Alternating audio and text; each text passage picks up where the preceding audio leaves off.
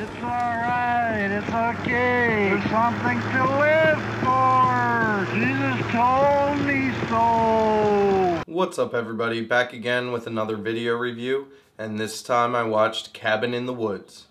Now, Cabin in the Woods is written by Joss Whedon of Buffy, Angel, Firefly fame, and soon-to-be Avengers, and directed by Drew Goddard, who had worked on Cloverfield.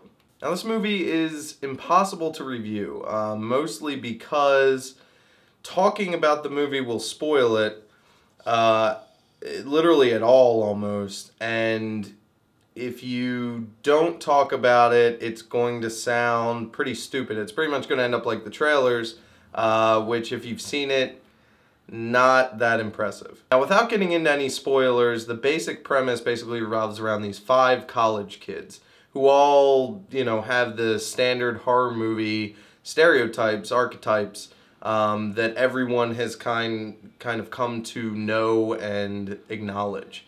So you have a jock, a stoner, a virgin, a whore, and a smart guy. And they all decide to go on this weekend trip to the jock's cousin's cabin in the woods. There's the title. Now, on their way there, they stop at this gas station on the mountain road leading to the cabin. And at that gas station is this really old, messed up looking, almost hillbilly guy who basically, would scare the shit out of anybody. And he basically says as much, that anyone that goes up to the cabin doesn't return, or it's hard to return. But being a horror movie and being kids, they end up going anyway. Now, the first sign that anything is kind of weird or different about this movie is as they're going through this mountain pass, kind of a hole in the mountain in the street, camera pans back and you see this bird flying through and through this ravine, and it hits something, like almost like an invisible electrical field or something like that, and falls to its death. So it's not your standard kids go to a cabin and get killed story, and that's set up pretty early on.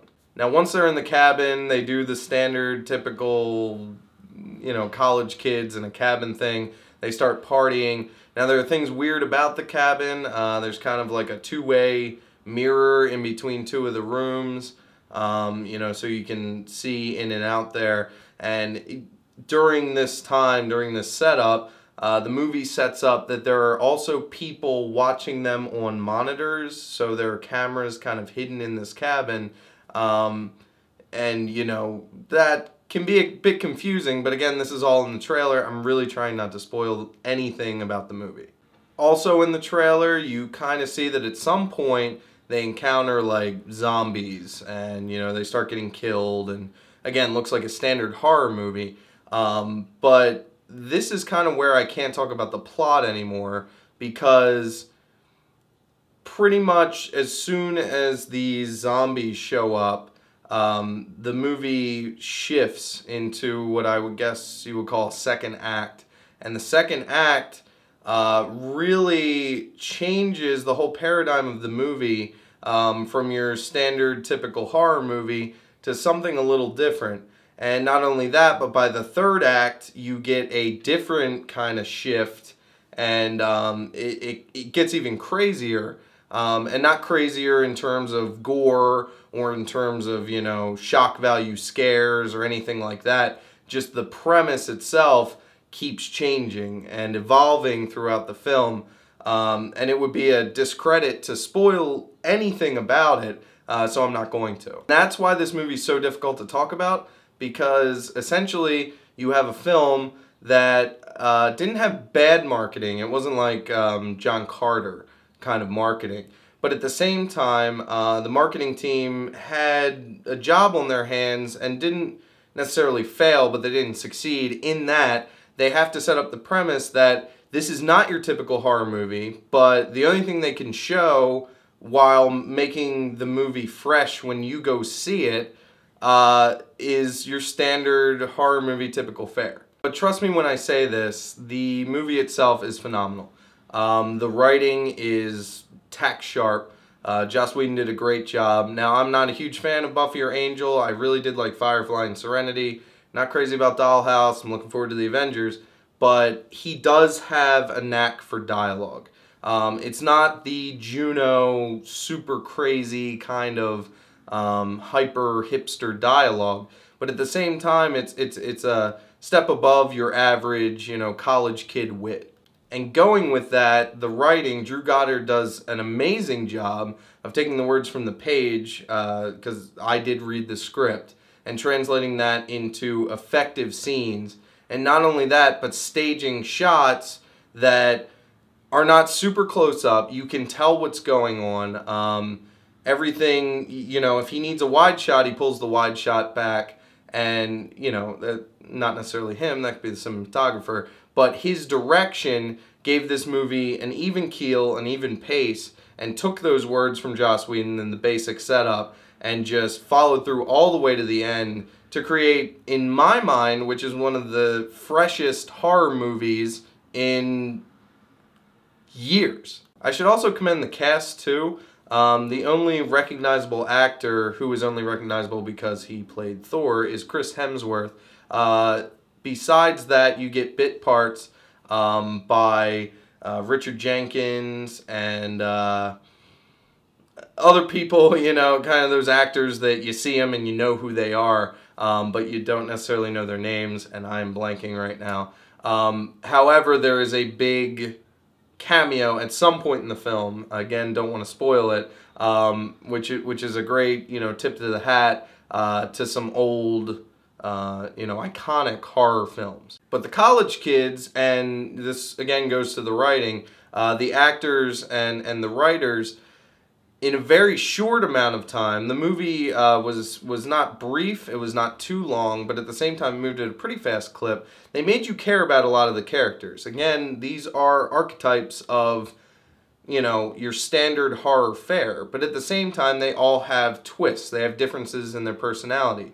The jock, Chris Hemsworth's character, for instance, is a sociology major, so he's not your standard, beefy jock guy who picks on everybody. He's actually a well-rounded character. To that degree, you also have the virgin, who isn't necessarily virginal in the film, but at the same time is kind of meek.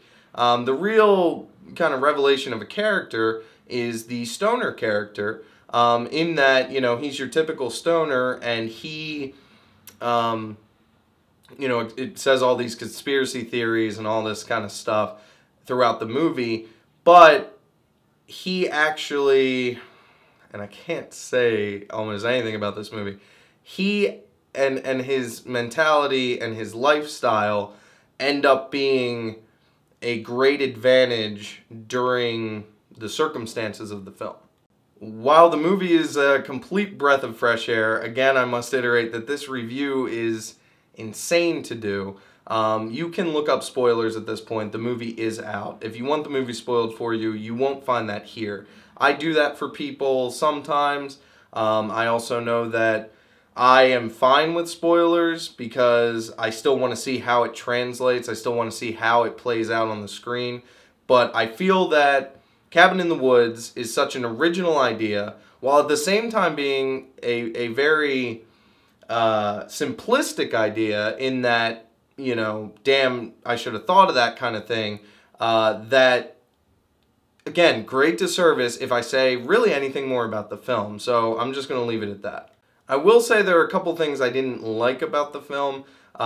When the killings start, and again, this is kind of a 3-act movie, when the killings start, they move at a very fast clip. Boom, boom, boom, boom, boom, done. I won't say what order, I won't say who lives, who dies, but I will say that, when they reach the killing floor, it pretty much happens pretty quickly.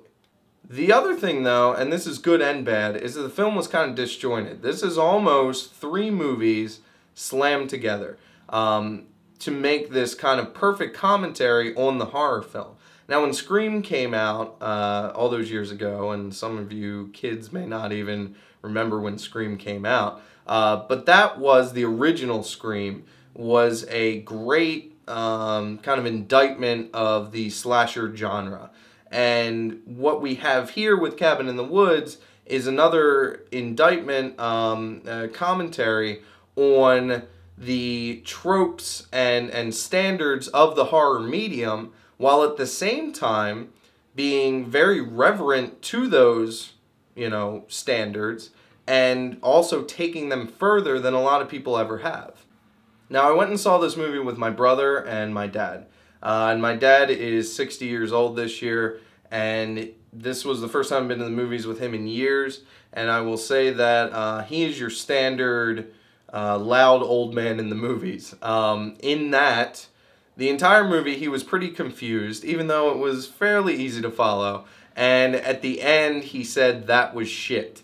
Now that is coming from a man who loves the Ang Lee Hulk movie with a fiery passion, wants to see Titanic in 3D for like the 15th time, and has a 70-inch widescreen television, but prefers to watch things in full screen, and if anything is letterboxed, he will zoom it in until the bars are gone, effectively making it full screen. So his opinion of the film,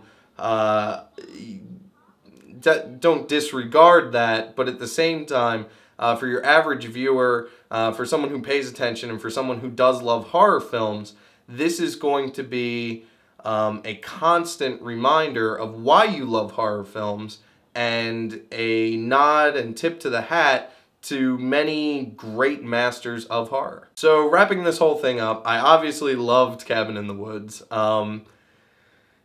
If you want spoilers, or if you want more of an explanation, you can send me a message. I'm not going to put anything down in the comments. Again, this movie should be seen. You should go to the theater and see this. I'm very much a home movie watcher in that I will wait till something comes out on DVD or Blu-ray, watch it at home, and enjoy it better there. But Cabin in the Woods, and I was not in a packed theater by any stretch of the imagination, is something that you should take your money and give it, to them. Matinee, whatever. I went, it was $6. But this is a movie that to celebrate, to ask for more. By supporting it, you are saying, please make more movies like this, and we really need to do that considering how things are. But that's it for now. I'm actually going to be posting another review for another movie I saw shortly, so keep an eye out for that. But once again, thanks for watching. I know I haven't made a ton of things lately, but if you like this video or any of my other videos, please subscribe. Give this one a thumbs up if you like it, thumbs down if you don't, that's fine. Again, if you have any questions, you can send me a personal message or leave a comment down below if you've seen it. Try not to spoil it for anybody. And yeah, once again, thanks a lot, and you guys have a great day.